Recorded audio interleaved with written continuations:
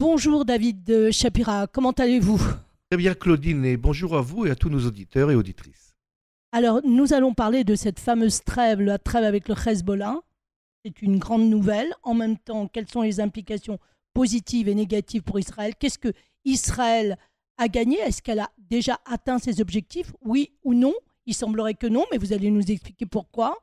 Et est-ce que nos résidents ont une chance de pouvoir revenir dans le nord? Alors, tout d'abord, ce n'est pas une trêve avec le Hezbollah, parce que nous n'étions pas en négociation avec le Hezbollah, mais c'est une trêve avec le Liban. Tout à fait. Car nous considérons que le Hezbollah fait partie du Liban, c'est une force politique et aussi une force terroriste, une force armée terroriste. Et donc les négociations qui ont eu lieu par l'intermédiaire surtout des États-Unis et un peu de la France, on parlera peut-être Oui, après, absolument. eh bien, ces négociations ont amené, comme vous l'avez souligné, à une trêve ou un cessez-le-feu. Et j'espère que ce cessez-le-feu, on espère qu'il ne soit pas cessé pour Israël et le feu du côté du Liban. C'est comme ça que ça marche en règle générale. Mm. Et écoutez, beaucoup de voix se sont félicitées de cette trêve, de cet accord. Beaucoup de voix sont extrêmement inquiètes et ont dénoncé cet accord. Vous avez déjà au sein du cabinet et du gouvernement Itamar Ben-Gvir qui a voté contre, Oui, absolument, contre cet accord, mais vous avez surtout l'angoisse et l'inquiétude, la terrible inquiétude des habitants du Nord, des responsables plutôt des conseils locaux, des conseils régionaux du Nord du pays d'Israël, qui ont eu la mauvaise surprise de constater que cette trêve comprend le retour des habitants chiites du Sud-Liban, si vous voulez, à la frontière israélo-libanaise.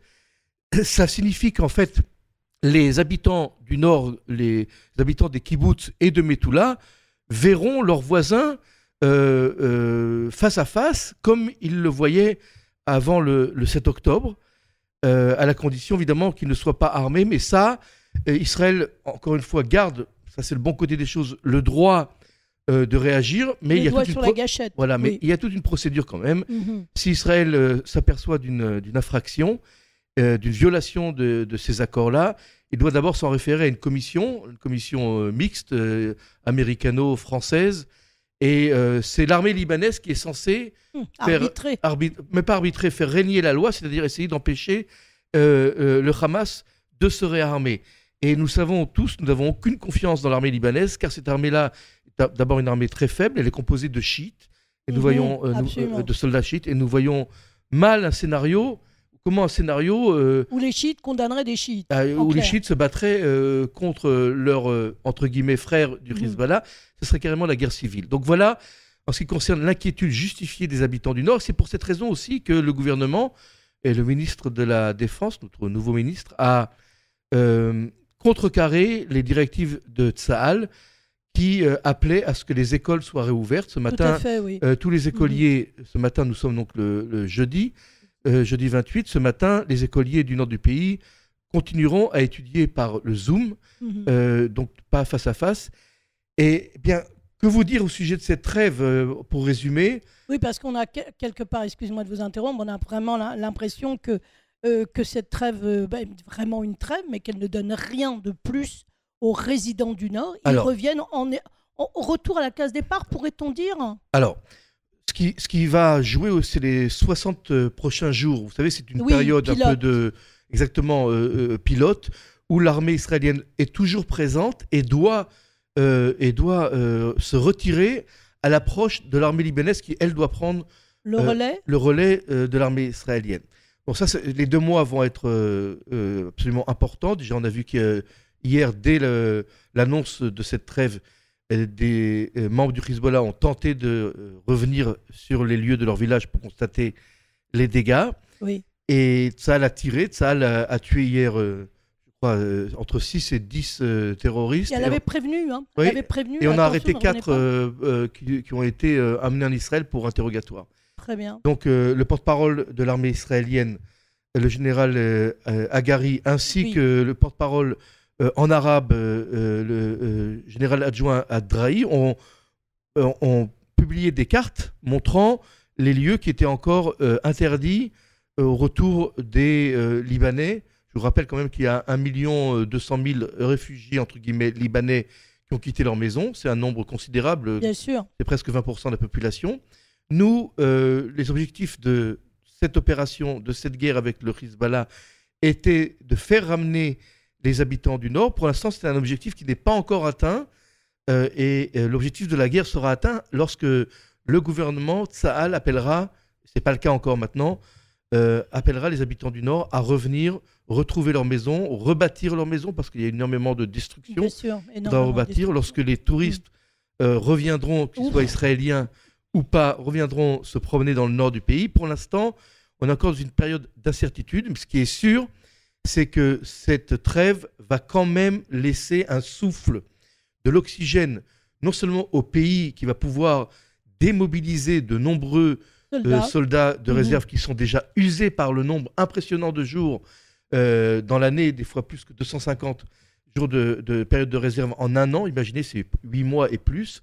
Et surtout, on a déjà l'effet de cette trêve, c'est-à-dire l'annonce des compagnies aériennes qui envisagent un retour pour la plupart d'ici mi-décembre, début janvier, et j'espère que d'ici mars 2025, eh bien, toutes les compagnies aériennes reprennent leur vol pour amener un peu aussi d'oxygène dans ce pays. Alors, en quelque sorte, on est en train de dire que, est-ce qu'au moins, j'ai besoin d'être rassuré là-dessus, mon cher David, est-ce qu'on peut dire au moins que l'armée israélienne a réussi à faire reculer le Hezbollah, puisqu'ils étaient tout de même arrivés au Golan avec quelques tentes, ils s'étaient carrément installés. Oui, de toute façon, on les voyait à la frontière. Voilà, vous les voyez.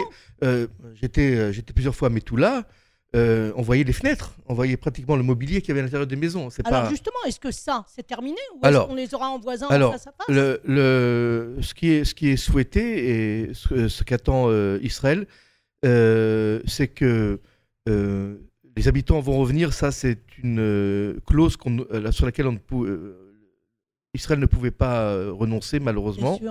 Mais la vue d'une mitraillette, la vue d'un lance-roquette, ou la vue d'une Jeep, ou la vue d'un camion avec des armes, sera, selon en tous les cas les déclarations du gouvernement, considérée comme une violation des absolument, et entraînera une action immédiate, c'est-à-dire l'élimination de ce terroriste ou de celui qui porte cette arme.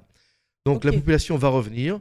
Amos Hochstein a expliqué hier soir dans une interview qu'il a donnée à Yonit Lévi de la chaîne 12 que Israël pouvait rêver d'une zone non habitée de 1, 2, 3 km, même 5 km, mais dans cette conjoncture, il n'y aurait pas eu de trêve, il n'y aurait pas eu d'accord. Absolument. Voilà. Et puis aussi, il faut souligner aussi le rôle de la France avec la France. La France, alors, la France qui se dit protectrice des chrétiens du Liban, et bien sûr, des chrétiens d'Orient. Bien sûr. Et là, il y a eu un jeu diplomatique absolument incroyable parce que Israël, surtout Netanyahou, était très vexé lorsque la France a déclaré qu'elle appliquerait le mandat d'arrêt de la CPI, du tribunal pénal international. Et donc, Netanyahou a mis un veto, a posé un veto sur toute participation de la France dans ces négociations. Bien sûr. Amos Hochstein a dit que sans la France, le Liban ne signerait pas trêve avec Israël. Et là, Netanyahou a conditionné l'engagement de la France à, je dirais, un assouplissement des directives françaises vis-à-vis du droit international et de la TPI, du tribunal pénal international, ce qui veut dire que Netanyahou, s'il va à Paris, bon, de toute façon, en ce moment, à Paris, ça va très mal, il fait froid, le gouvernement risque de tomber d'une minute à l'autre, le budget n'est pas voté, et il y a des risques non seulement du 49.3, mais aussi de mention de censure. Donc, personne ne sait si Marine Le Pen, parce que maintenant tout tient sur elle, va éliminer le Parlement et le gouvernement. Ce serait une crise terrible, une crise aussi financière terrible, mais une crise politique encore plus terrible. Donc, voilà. Donc, mais il faut annoncer la bonne nouvelle qui est derrière, justement, où la France a révisé son jugement. Oui, justement. Alors, suite à la décision de Netanyahou, d'impliquer la France, Netanyahou a obtenu une quasi-immunité diplomatique.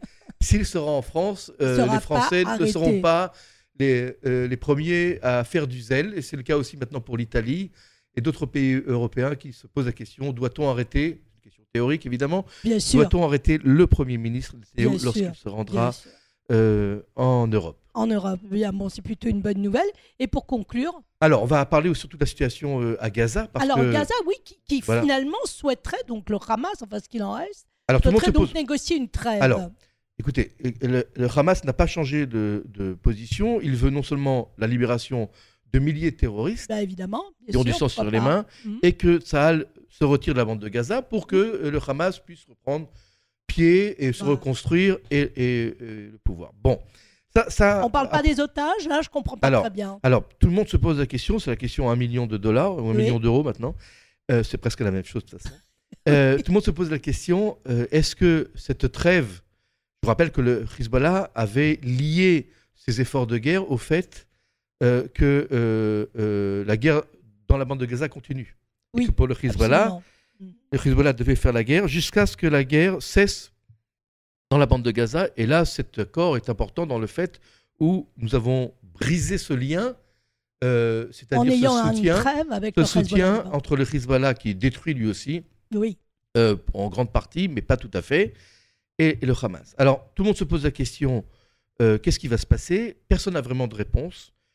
On imagine que pour l'instant, tant que Biden est au pouvoir, le Hamas ne tient pas vraiment à négocier. C'est ce qu'a révélé le Wall Street Journal il y a quelques heures. Abou Mazen, très important, Mahmoud Abbas. On n'entend plus, lui. Alors, il a 89 ans et il a nommé un successeur. Pas un successeur, parce qu'il doit y avoir des élections, mais je dirais un adjoint dans le cas où lui-même se sentirait dans l'impossibilité de prendre des décisions. Il a 89 ans, quand même. D'accord, oui, bien sûr. Et il a nommé donc un adjoint ou un adjoint qui pourrait prendre le relais. Le relais, exactement. Un supplétif, c'est comme ça que je crois qu'on dit en français.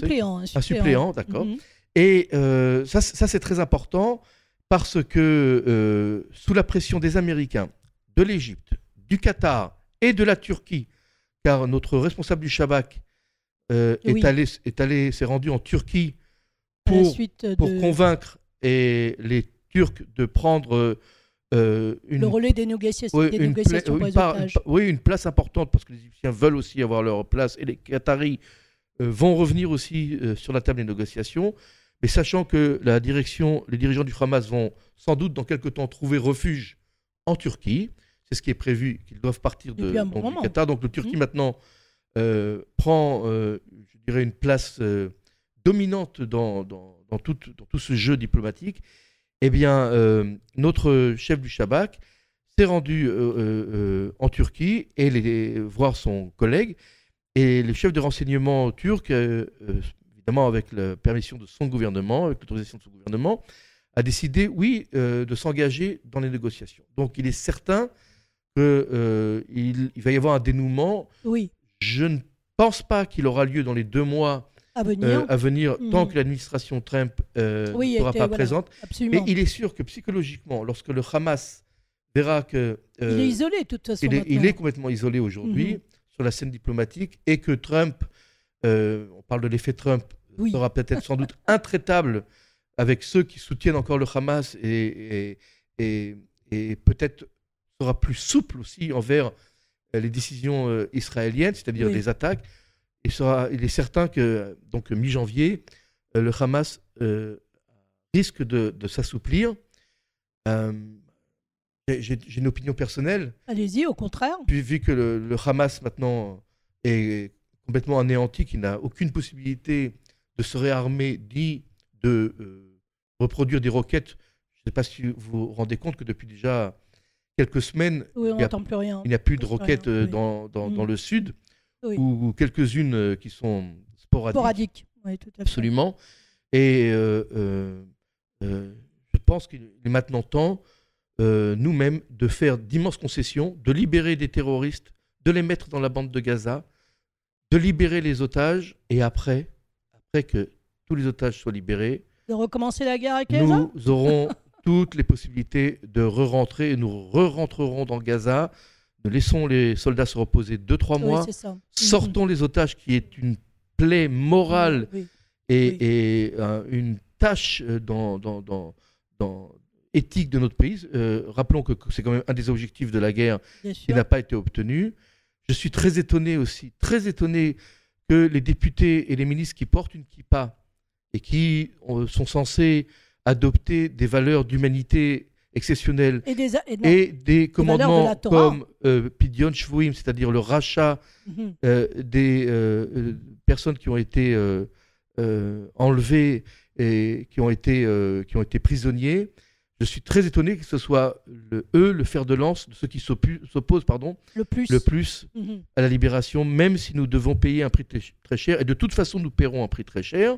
Mettons ces terroristes dans la bande de Gaza, libérons les otages et après on bombardera la bande de Gaza.